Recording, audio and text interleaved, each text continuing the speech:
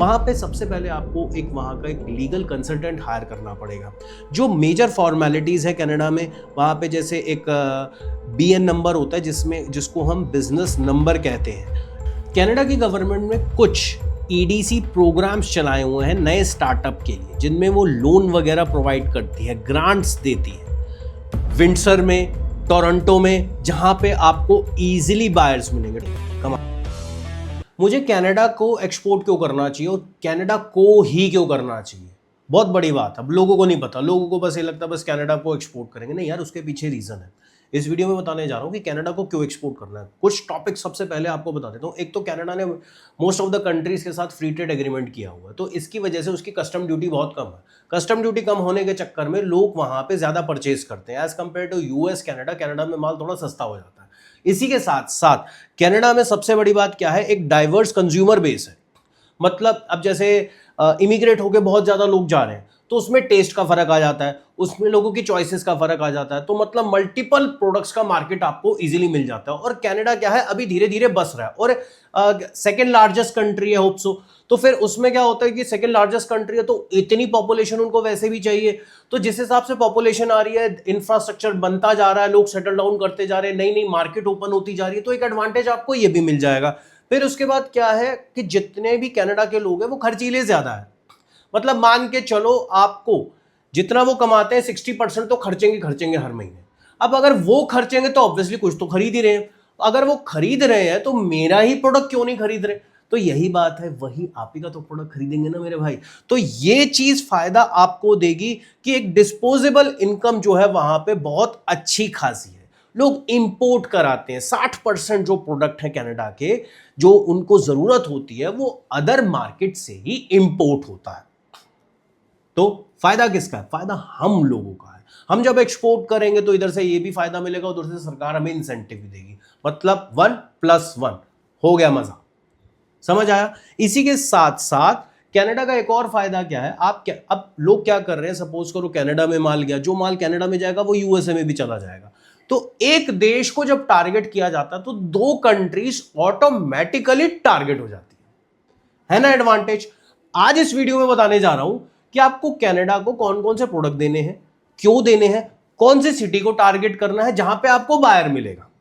Canada के buyer आपको हर जगह नहीं मिलेंगे, इतना बड़ा कनाडा है, कहां कहां जाके ढूंढोगे। तो मैं इस वीडियो में आपको ये भी बता दूंगा, ये सीक्रेट भी ओपन कर दूंगा कि भैया आपको कौन सी सिटी को टारगेट करना है, वहां पे आपका बायर बैठा हुआ मिलेगा, काम उसको करना है, उसको वो कनाडा में भी आपका माल बेचेगा और USA में भी आपका माल बेचेगा। अब यहां से जब हम आगे बढ़ते हैं तो सबसे पहले जानते हैं कि कनाडा जो है सबसे ज्यादा कौन से प्रोडक्ट लेता है। देखो, कंज्यूमर ओरिएंटेड एग्रीकल्चर प्रोडक्ट सबसे ज्यादा लेता है, जैसे स्पेशलिटी फूड हो गया, ऑर्गेनिक फूड हो गया। कनाडा में अच्छी खासी डिमांड है। वहां पे लोग हेल्दी खाना ज्यादा पसंद करते हैं, डिमांड की बहुत ट्रांसपेरेंसी रहती है। तो इसी के साथ साथ कोई भी फूड प्रोडक्ट आप बेचिए कनाडा को, जैसे होल ग्रेन प्रोडक्ट्स हो गया, हाई फाइबर प्रोडक्ट्स हो गए, हाई प्रोटीन वाले प्रोडक्ट्स हो गए, शुगर फ्री प्रोडक्ट्स हो गए, इन प्रोडक्ट्स की डिमांड आपको ज्यादा मिलेगी। और इसमें क्या है, वो लोग पैसे भी देते हैं, अच्छी चीज के वो लोग पैसे देंगे। सबसे बड़ा एडवांटेज आपको ये मिलेगा। फिर इसके बाद, इसके अलावा अगर आप टारगेट करना चाहे तो टेक्सटाइल और एपरल्स का मार्केट बहुत अच्छा। अच्छा एक बात बताओ, क्या पूरे कनाडा में टेक्सटाइल मिल्स कितनी है, बता सकते हो? ढूंढ लो, बता दो मुझको। नहीं है ना, तभी तो फायदा होता है। चले जाओ पानीपत, चादर उठाओ बेच दो, बेडशीट उठाओ बेच दो, कर्टेन उठाओ बेच दो, हैंडलूम की कोई भी आइटम है उठाओ बेच दो, गद्दे मैट्रेसेस उठाओ बेच दो। भाई क्या दिक्कत है, पिलो कवर उठा लो बेच दो। मार्केटिंग मार्केट है, गारमेंट्स उठाओ बेच दो, बेबी गारमेंट्स उठाओ बेच दो, साड़ियां उठाओ बेच दो, सूट उठाओ बेच दो, फैशन एक्सेसरीज उठाओ बेच दो, आप इमिटेशन ज्वेलरी उठाओ बेच दो। काम ही काम है, पैसे की कमी नहीं है। $6 बिलियन की इंडस्ट्री है भैया कनाडा की, सिर्फ टेक्सटाइल और एक्सेसरीज की। उसमें से हम कितने $1 बिलियन कमा रहे हैं? चलो आप बताओ, आपने कितना $1 बिलियन कमाया? नहीं कमाया। तो जाइए और कनाडा में बेचिए। अब क्या है, एक और फायदा, अगर आपको कोई रिश्तेदार वहां पे रहता है सपोज करो, या सपोज करो आप वहां पहुंच रहे हो, कुछ लोग स्टडी वीजा पे है, कुछ लोग वर्क वीजा पे, तो ये पूरी रिसर्च कर सकते हैं ना। यहां से माल उठाओ, आपको इंडिया का तो मार्केट पता है, इंडिया में आपके कॉन्टैक्ट्स भी अच्छे खासे हैं, नो डाउट, ठीक है। यहां से माल उठाओ वहां बेच दो, आपको सेटल होने, इधर भी सेटल हो गए, उधर भी सेटल हो गए, दोनों जगह बिजनेस सेटल हो जाएगा आपका। प्लस मजे की बात क्या है, इधर से डॉलरों में कमाई आएगी और इधर से सरकार आपको इंसेंटिव देगी एक्सपोर्ट में। तो क्या हो गया, मजे आ गए। मैं अगर सपोज करो स्टडी वीजा में जा रहा हूं, मेरे 50 लाख 1 करोड़ रुपए इकट्ठा हो रहा है, तो मैं तो वहां के 10 करोड़ बना के आऊंगा। ये बहुत आसान है। आप कॉलेज के में अगर पढ़ रहे हो, वर्क वीजा पे हो, तो आपके पास कुछ तो टाइम फ्री रहता होगा ना, और आपके कॉन्टैक्ट्स बहुत अच्छे खासे होंगे यार वहां पे, आपका सर्कल होगा, फ्रेंड सर्कल होगा, सारा ग्रुप मिल जाओ ना, क्या दिक्कत क्या है। तो टेक्सटाइल और एपरल्स आप कनाडा के लिए जरूर टारगेट करें। अच्छी खासी फैशन इंडस्ट्री है, चाइना लगा हुआ है, कॉटन को बेचो कनाडा में, सिल्क को बेचो, वूल टेक्सटाइल बेचो, कोई भी नीश एपरल को पकड़ लो और उसको बेचना शुरू कर दो। अगले प्रोडक्ट जिसमें ज्यादा मार्जिन है, टेक्नोलॉजी में, कंप्यूटर्स में, उसकी मशीनरी में, उसके पार्ट्स में, ये अच्छा खासा मार्जिन है। कनाडा की ओवरऑल इंडस्ट्री जो इलेक्ट्रॉनिक्स की 38 बिलियन डॉलर्स की है।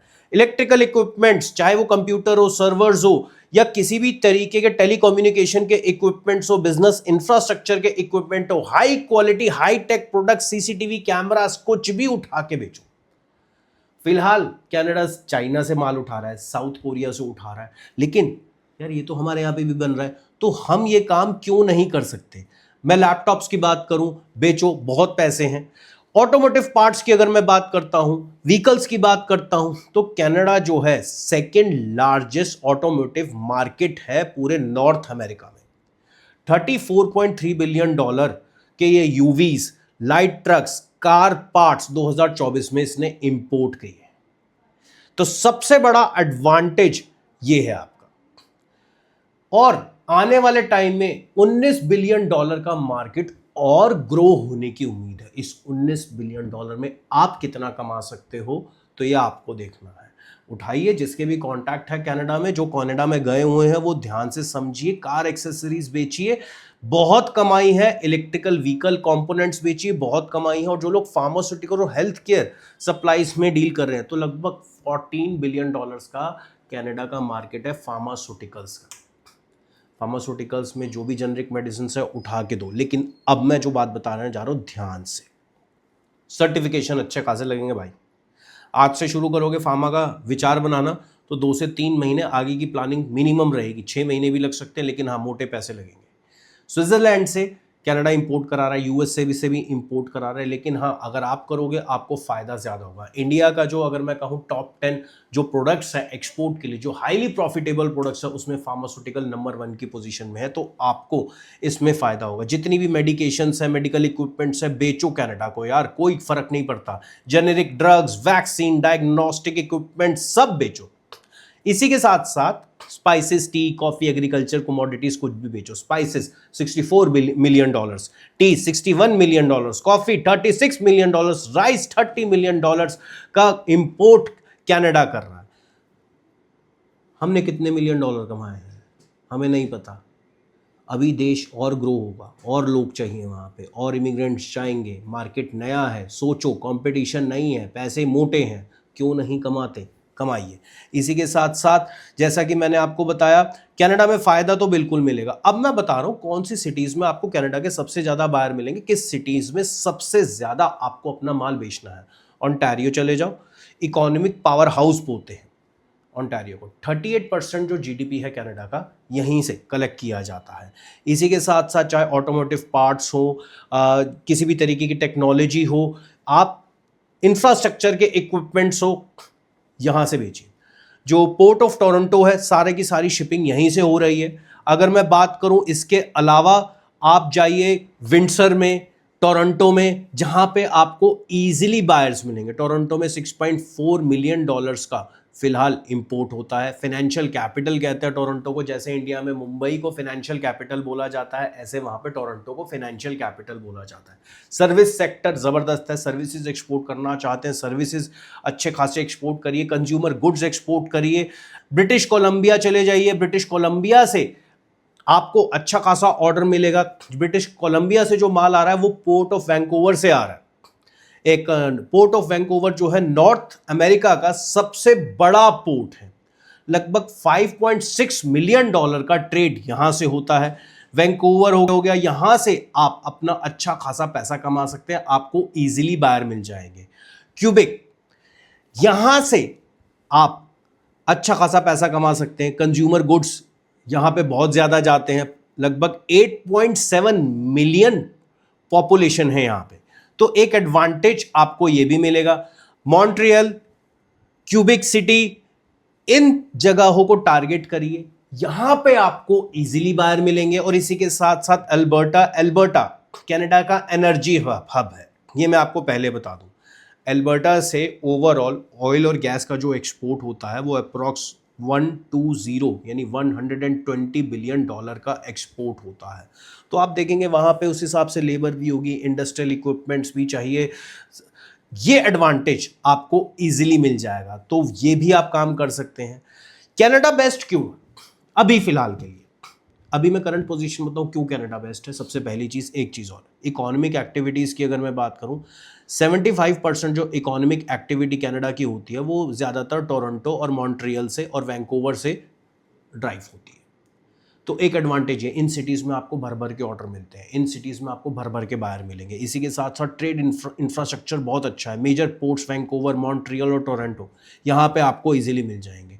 यूएस बॉर्डर साथ में लगता है, लॉजिस्टिक की कोई दिक्कत नहीं है, बहुत आसानी से आप अपना बिजनेस एक्सपैंड कर सकते हैं। एक बहुत ही बड़ी डाइवर्स मार्केट है जहाँ पे एक पॉपुलेशन है जो हमेशा डिमांड करती रहती है, खाती है पीती है कमाती है, खाती है पीती है कमाती है, इंजॉय करती है लाइफ को। तो पैसा खर्चने वाले लोग बहुत ज़्यादा हैं।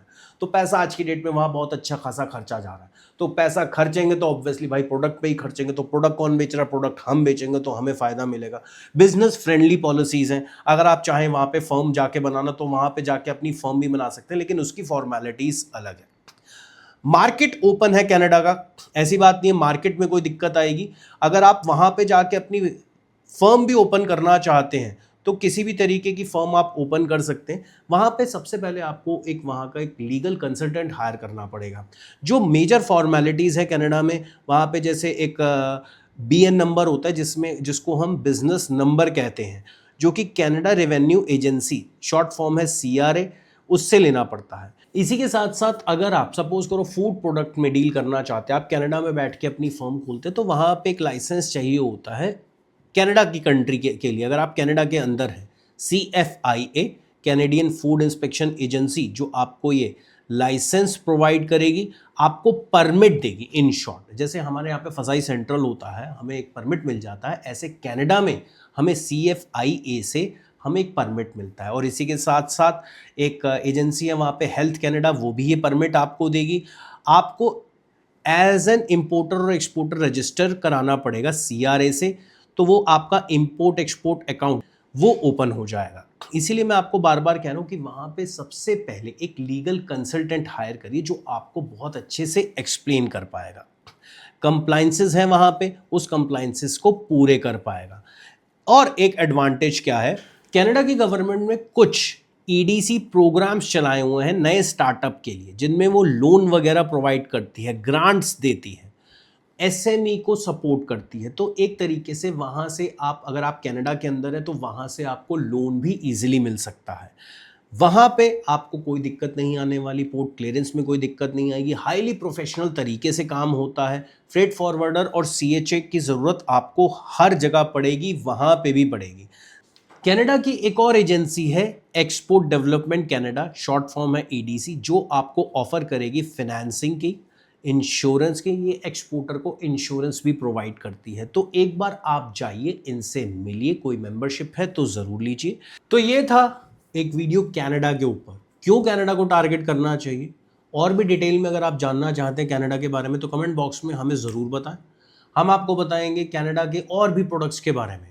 बट ये चॉइस आपकी है, आपका किस में इंटरेस्ट है। तो कमेंट बॉक्स में बताइए आपका किस प्रोडक्ट में इंटरेस्ट है, कौन से प्रोडक्ट को आप कनाडा में पहुंचाना चाहते हैं। तो आने वाले वीडियो में और भी कंट्रीज के बारे में बताऊंगा, और भी नए बिजनेस के बारे में बताऊंगा, नए प्रोडक्ट्स के बारे में बताऊंगा आपको, जिसमें कंपटीशन बिल्कुल नहीं है। कम पैसों में आप शुरू कर सकते हैं, एक्सपोर्ट इंपोर्ट कर सकते हैं। और अगर इंपोर्ट एक्सपोर्ट बिजनेस की प्रैक्टिकल ट्रेनिंग लेना चाहते हैं ऑफलाइन या ऑनलाइन, तो स्क्रीन पे जो नंबर आ रहा है उस पर कॉल करके आज ही रजिस्ट्रेशन कराएं। इस वीडियो में इतना ही। वीडियो अच्छा लगा तो लाइक जरूर करना, शेयर जरूर करिए, और अगर आपके माइंड में कनाडा से रिलेटेड कोई भी क्वेश्चन है तो कमेंट बॉक्स में जरूर डालिए। मिलता हूं अगले वीडियो में, तब तक के लिए जय हिंद। जैसे कि माल जैसे आता है तो यहाँ पे जो टाइम कंज्यूम हो जाता है, हाँ।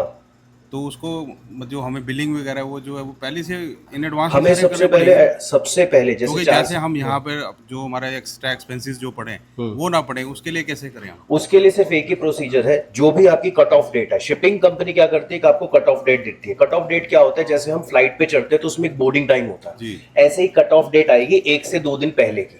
आप लेफ्ट साइड पे देखेंगे बनाना अनलोड हो रहा है, बनाना कच्चा आएगा, कोल्ड स्टोरेज में जाएगा, कोल्ड स्टोरेज में प्री कूलिंग का एक प्रोसेस होता है। अगर आप लोगों को प्री कूलिंग का किसी भी तरीके का कोई प्रोसेस पता नहीं है, आप यहाँ पे आ सकते हैं, यहाँ पे आपको हर चीज स्टेप बाय स्टेप समझा दी जाएगी। इन शॉर्ट, अगर आपको बनाना का एक्सपोर्ट का ऑर्डर मिला, सपोज करिए किसी बायर ने आपको बनाना का ऑर्डर दिया, आप यहाँ पे आइए, पैसे दीजिए, यहाँ पे वैरायटी बनी बनाई मिल जाएगी, बॉक्स पैकिंग मिल जाएगी, आप चाहो तो अपनी लेबलिंग भी यहीं पे करा सकते हैं।